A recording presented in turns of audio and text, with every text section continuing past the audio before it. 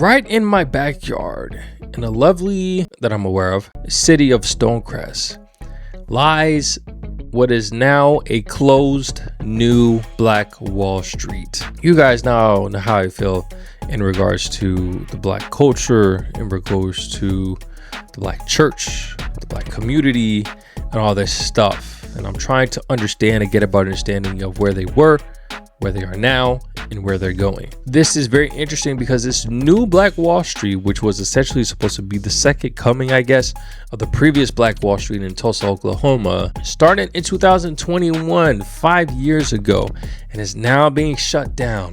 What happened?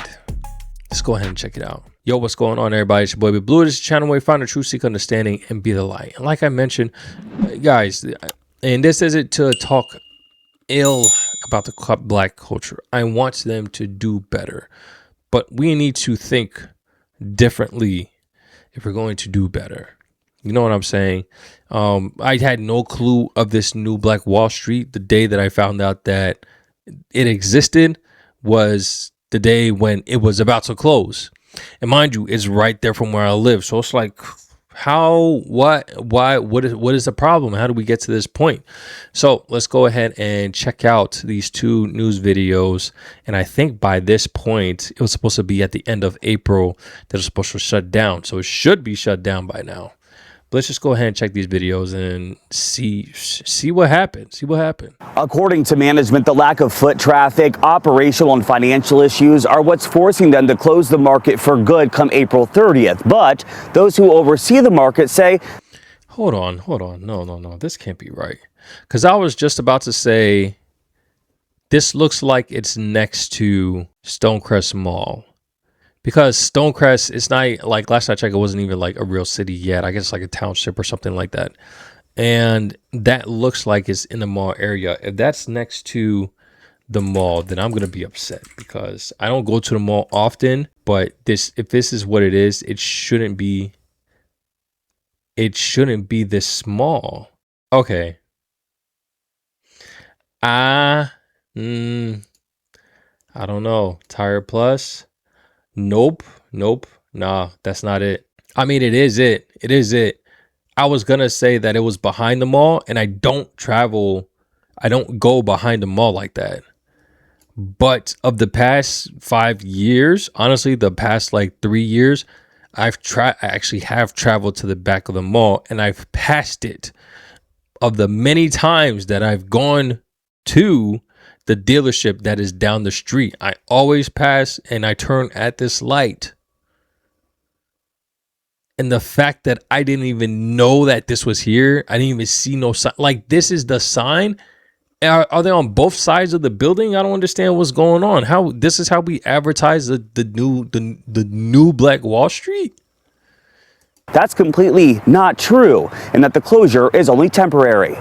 Without a lot of notice, I have a lot of work ahead of me. Dr. Ronnie Shyam owns Cuba Kingdom. Her store has been part of the new Black Wall Street market from the beginning. In fact, we interviewed her in 2023, the market's second year in operation. We have made the most money that we ever had in that year here. That was Dr. Shyam then, but now It went from up there to way down. Sometimes there were hardly 10 people in there. Sometimes there were hardly 2 people in there. And Dr. Shyam's warehouse shows it. She has piles of her products stacked throughout it, and it doesn't even include the items she moved out of her store. Dr. Shyam says she's disappointed about the closure, even after I told her it's only temporary. They have not told us anything. And why would they reopen and let us pull everything out? You have labor money that you have to pay people to pull the stuff out and then to reorganize it again. When the market will reopen is unclear, though when I was speaking with people from the city of Stonecrest and the market, they're adamant it will be. That's well, not that one, but the other one. This is the sign. Okay, let's check out another video. Well, it was a space created for Black businesses to thrive, inspired by the historic of Black Wall Street in Tulsa. Hold on. Nah, bro. You can't tell me This whole thing is the whole center, and this is the sign. This is how you advertise for the new Black Wall Street, where black people were supposed to come and put their monies towards to build the black economy. This is how you advertise it. I'm so lost. Black Wall Street in Tulsa, Oklahoma. Now, the new Black Wall Street market in Stonecrest is Bro, what? shutting down, leaving dozens of people without a place to make a living. Let's go ahead and bring in our Rashad Williams, who joins us now in studio. And Rashad, you spoke to those people directly impacted by this closing. I did speak with some, and it started with this. We were not allowed inside of the market, but we saw some of those vendors packing up outside in the parking lot. One told us she is not surprised the place is closing down after her own personal experience with management.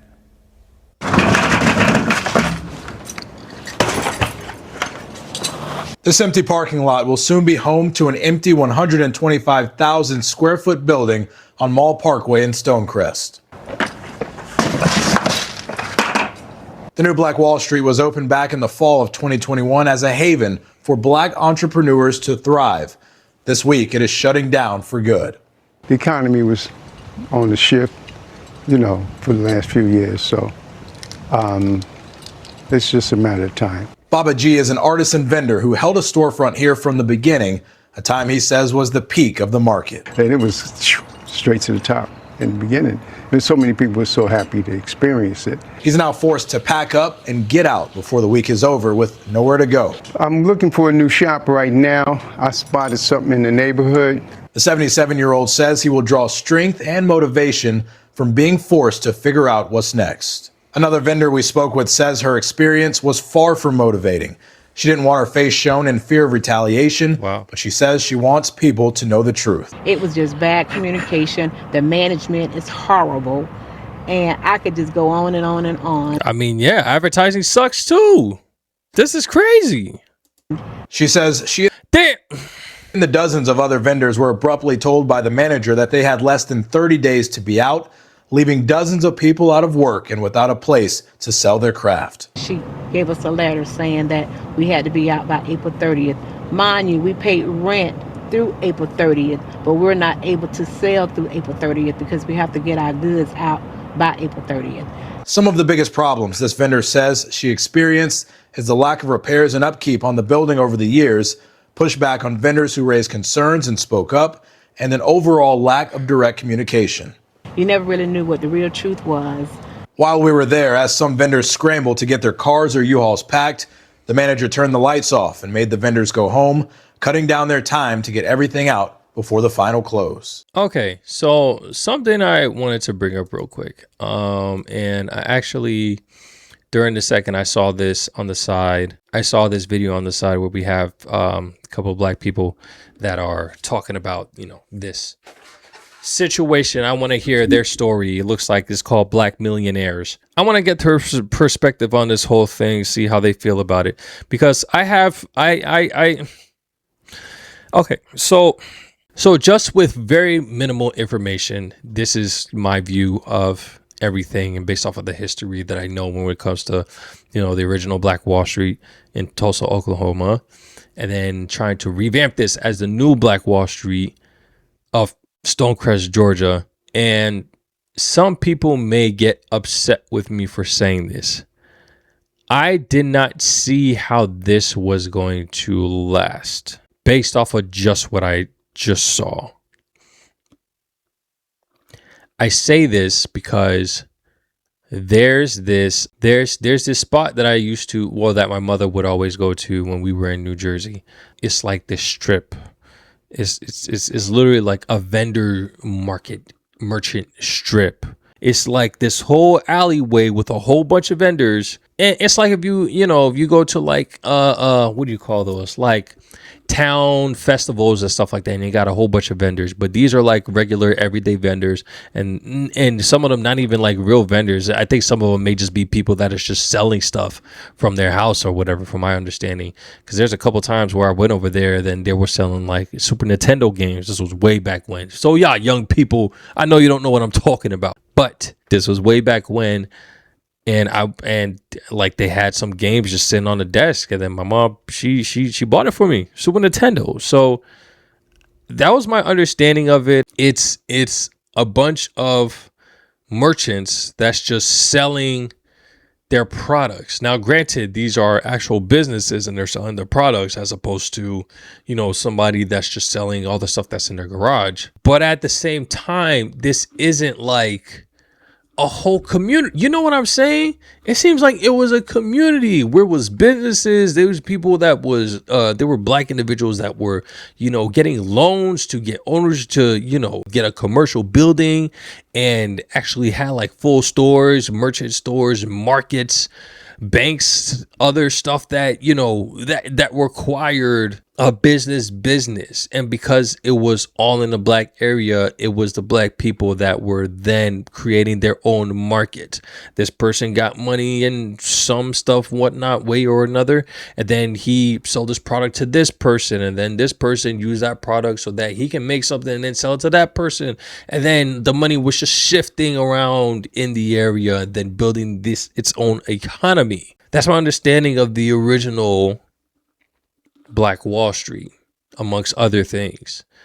This doesn't give me those vibes. This just seems like a building that they call Black Wall Street, New Black Wall Street, and the stuff that they were selling, the products that they had, really wasn't anything of need, anything that they couldn't get from Amazon or like from a web page or something like a website, a web shop or something like that. It didn't seem like it. So why would it last? You're selling stuff that somebody could possibly just grab online or just order from somebody online. People are lazy now. This is the new, you know what? Let me see what these people got to say, and then I'll bring my 2 cents at the end. Yeah, this is over. And this is unfortunate, man, because we have situations that go on in our community where everybody is riding for this. Like, I can't find not one person who would be against a new Black Wall Street. Right. The problem is, it's not. All right.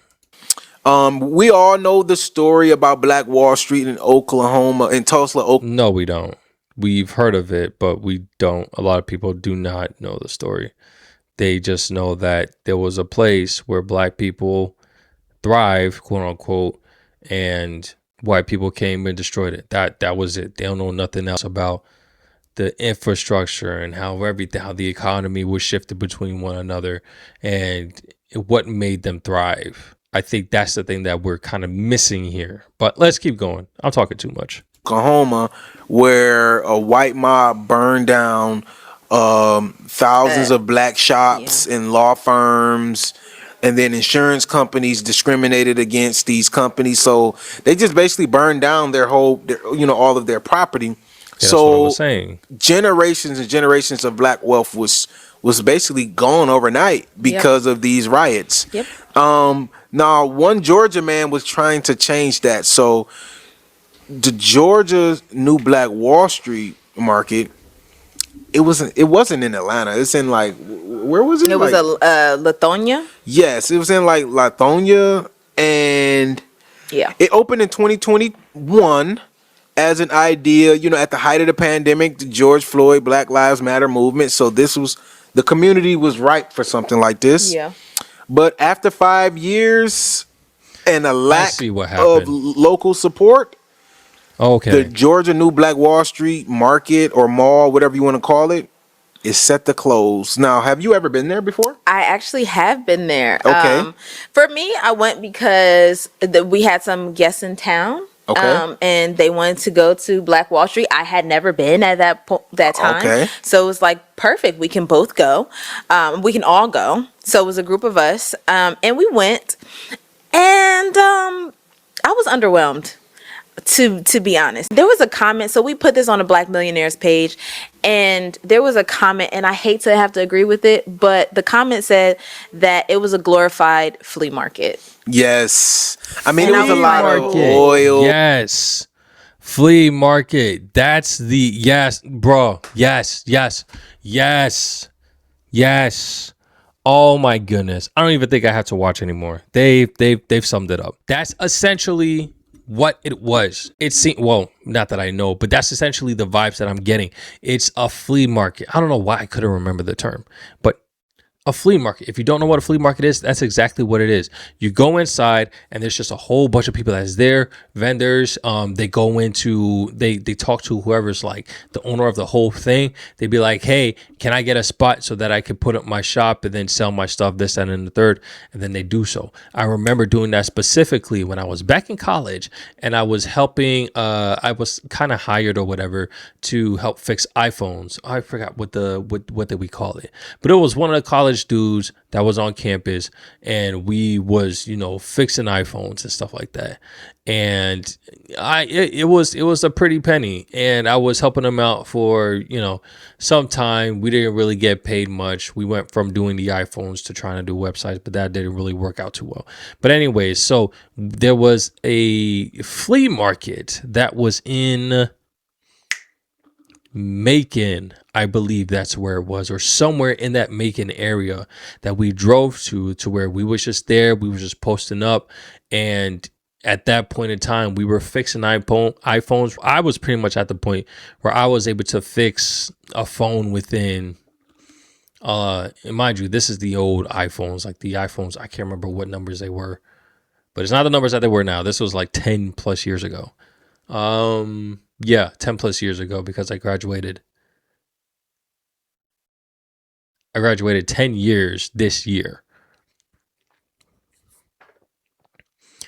So we was fixing the iPhones. I got to a point where I was able to fix the iPhones within at max 20, 25 minutes. And we was out there, we was trying to fix phones and stuff like that. But that's essentially what it was. It was just a flea market. They have one in Pendergrass, Georgia. That's what they call it. It was up north, past Brazelton, past Johnson or Jefferson or something like that. It's called Pendergrass. It's a flea market. And the same thing like I was mentioning before, it was a flea market that was back in Rahway. I want to say between Rahway and Woodbridge, which is where I used to live. And there was a flea market that was there. And that's what it was.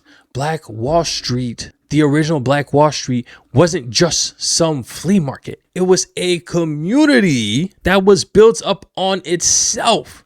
You can't do that with just selling items. You can't do that with selling, clothing from the motherland. That's not a need. There's no need for it. That's not how the economy works.